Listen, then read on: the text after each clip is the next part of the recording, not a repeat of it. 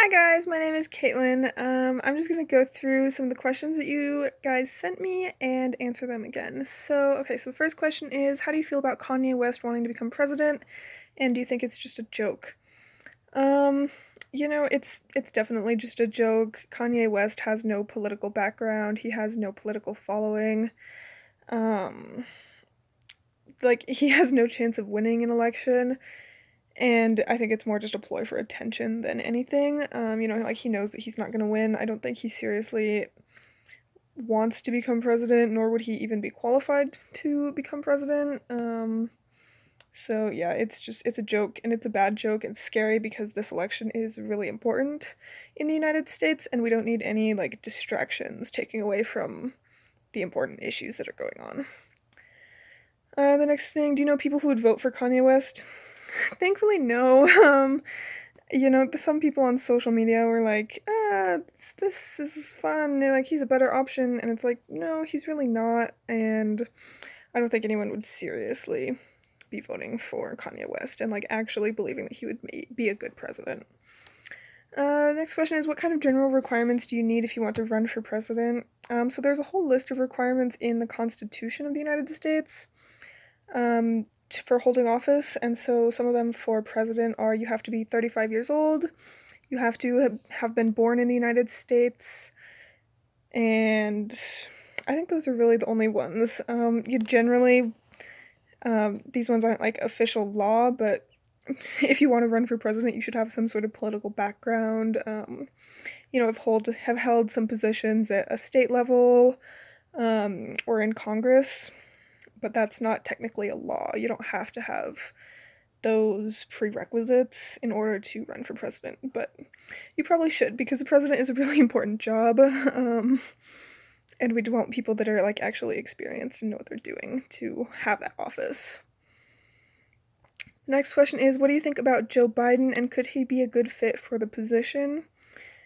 I personally don't really like Joe Biden that much. He's nowhere near as progressive as we need, but that's honestly where some of his strength comes from because the American public is simply just not as progressive as we need to be in general. Like, there's not enough people that are progressive enough that we would be able to realistically elect someone who is more progressive, more socialist.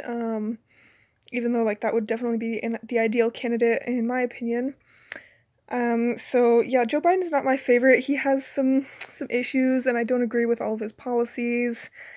And he has some sexual assault allegations against him, which is obviously something we would like to get away from in our presidents, because that's not okay. It's not acceptable. Um, and he's really old. He's a really old white man, which is basically all the US presidents, and it's not ideal. So, I don't particularly like Joe Biden, but I think he's going to be way more fit for the position than Donald Trump.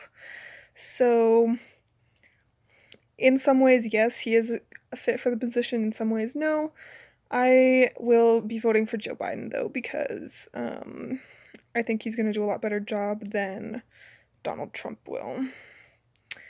And the next question is, how many times can a president be reelected? So a president can be reelected twice, or I guess no, they can be reelected once, so they can serve 2 terms. Um, yeah, and that would be really scary if that term limit were to go away. There actually didn't used to be a term limit. This was implemented somewhat more recently in our history. That wasn't something that was like written into the founding of the United States. But I think it's a really important safeguard that a president can only be reelected one time.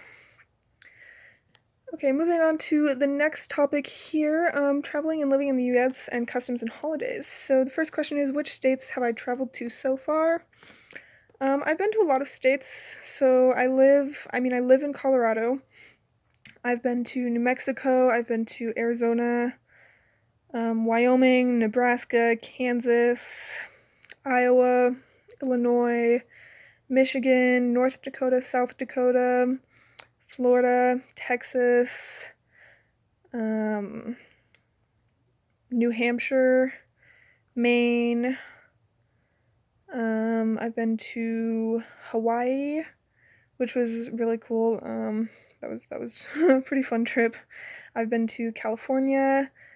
Um, I think I think that's all of the states that I've been to. Um, yeah. And the next question is traveling inside the US easy? Would you need a passport for that? So you don't need a passport to travel throughout the United States. It's pretty simple, similar to the EU where you can just move between border lines freely. It's kind of how the US states work, so you don't need a passport, you don't need to like notify any officials or anything. Like you can just drive there. It takes a long time to get anywhere in the United States if you're driving, but it's pretty easy in terms of like regulations and stuff. So like you can go to whatever state you want. You can book a flight pretty easy. A lot of them are pretty cheap. Um, there's also some cool like railroad lines that you can take. They're definitely not as common as in Europe, but there are a few that you could take that travel across states. Most people will just drive though and use the interstate highways, which is pretty easy. Like it takes a long time, but it's not hard. Next question is how do you celebrate Easter and Christmas? I don't speak for all Americans when I answer this question because there's definitely a lot of variation in how people celebrate these holidays. But for Easter, I guess now I don't really celebrate Easter at all.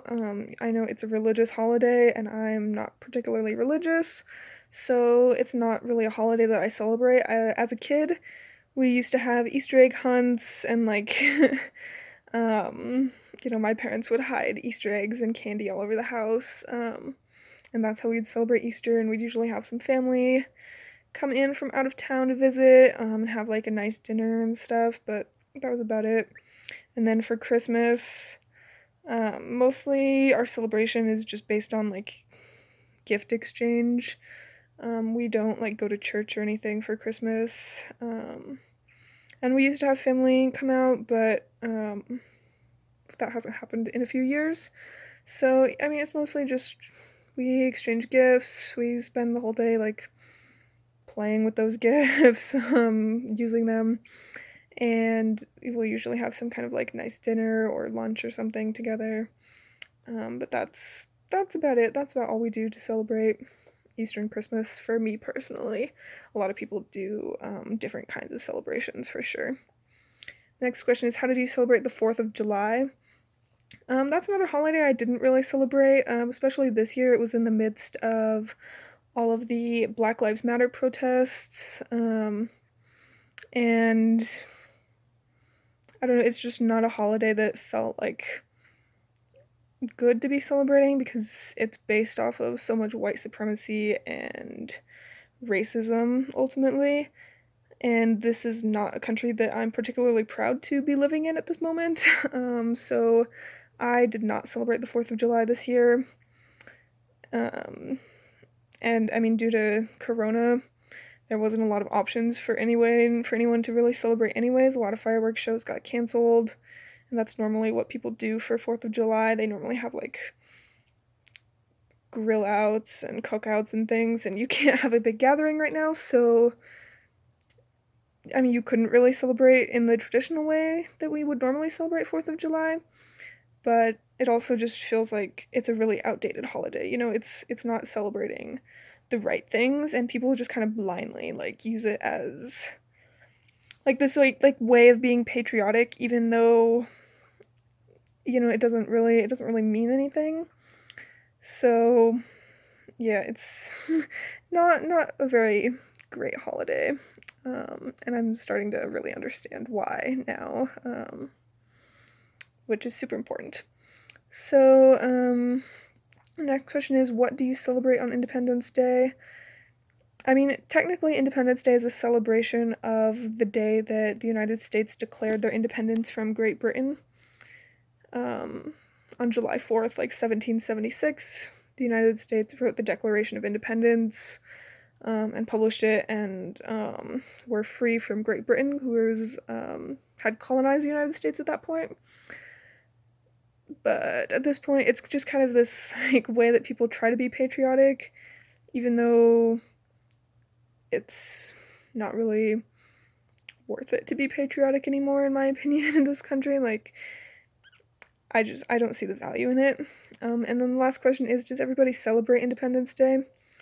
Definitely not. Independence Day, I feel like in the past it was more collectively celebrated, but this year in particular, and I mean even in recent years, a lot of people are moving away from celebrating Independence Day just because they're not proud of the United States anymore. Like, people are disappointed in our government or disappointed in the society that we've created for ourselves, and it doesn't seem like a positive thing to be celebrating the United States anymore. Um, and a lot of people don't celebrate it. This year in particular, a lot of people got like celebrated Juneteenth in favor of Independence Day, which is a celebration of African American liberation within the United States, and like that seems like a much more positive thing to be celebrating than Independence Day of a country that has been, built on slavery, a country that has done a lot of terrible things and that continues to turn a blind eye to a lot of terrible things that are going on. So, sorry, that was a really long answer to that question.